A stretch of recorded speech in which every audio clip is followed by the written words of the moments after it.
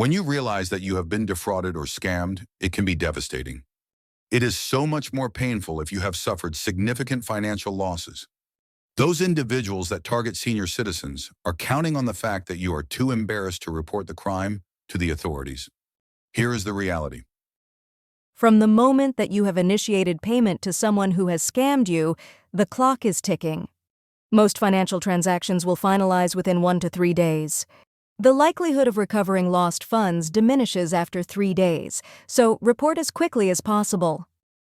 However, even if some time has elapsed since the incident, report it anyway. The evidence you report may still help the authorities, and you may be able to keep someone else from being defrauded. In this brief video, we discuss how to report frauds and scams. While reporting does not guarantee recovery of funds, it is important that you report using one of these methods. You should also separately and quickly report scams or frauds to your financial institutions and to local law enforcement. Before you begin your report, make sure you have any email messages, papers, notes, text messages, phone messages, and other details that were associated with the incident. The reporting process will ask you for these details.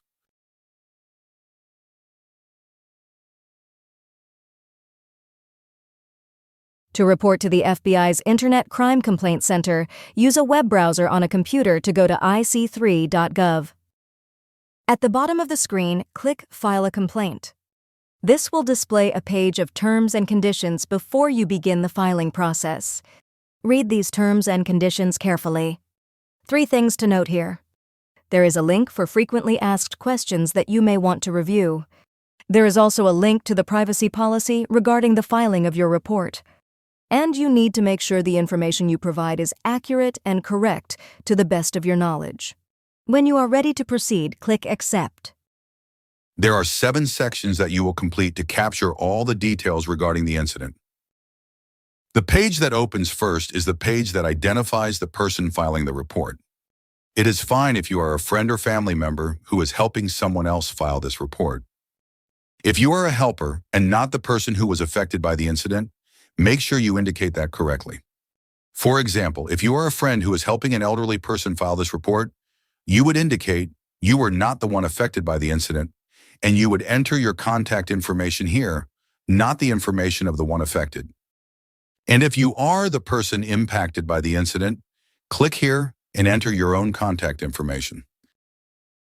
Click Next as you proceed through the reporting process, completing each section to the best of your ability as you go. When you get to the last section, you will sign the report following the instructions provided. It is a good idea to save the completed report for your records.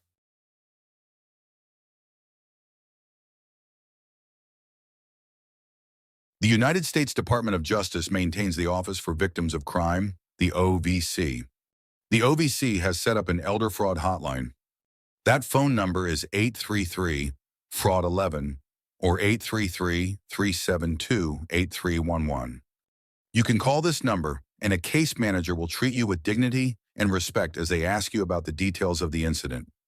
This case manager will remain your point of contact going forward.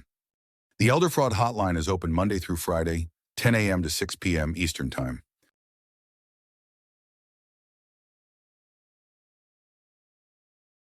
You can also report to the Federal Trade Commission, the FTC. While the FTC cannot take action on behalf of individual consumers, they do bring hundreds of law enforcement cases against perpetrators each year. Your report will also be shared with 2,800 law enforcement partners. To report to the FTC, use a web browser on a computer and go to reportfraud.ftc.gov. Click Report Now. You will be asked if the type of fraud matches any common categories. If not, or you are not sure, click Something Else, and they will route your report appropriately for you. Once you have completed a section of the report, click Continue. Your progress in completing your report is shown at the top of the page. When you are done, submit your report following the provided instructions and save a copy for your records.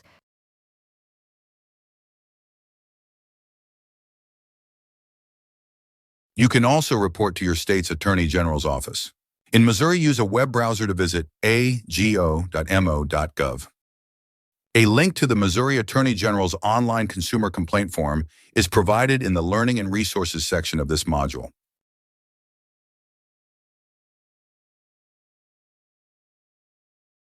If the scam involved a business or someone posing as one, you can file a report with the Better Business Bureau.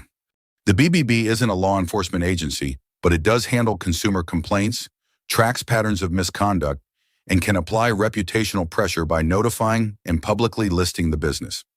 This is most effective when you have documentation identifying who contacted you or the company they claim to represent. A link to the Better Business Bureau Scam Tracker reporting tool is provided on the Learning and Resources page of this module. Again, don't be ashamed or embarrassed if you are scammed. You are up against highly skilled criminals. But don't let them get away with it by not reporting. Be sure to use one of these methods, filing directly through the Internet Crime Complaint Center at ic3.gov, by calling the Elder Fraud Hotline at 833-372-8311, by reporting to the Federal Trade Commission at reportfraud.ftc.gov, by contacting your state's Attorney General's office. In Missouri, you can visit ago.mo.gov or call 800-392-8222, or by filing a report with the Better Business Bureau at bbb.org/scamtracker/report-scam. Report as quickly as possible, and remember to follow up with your financial institutions and local law enforcement.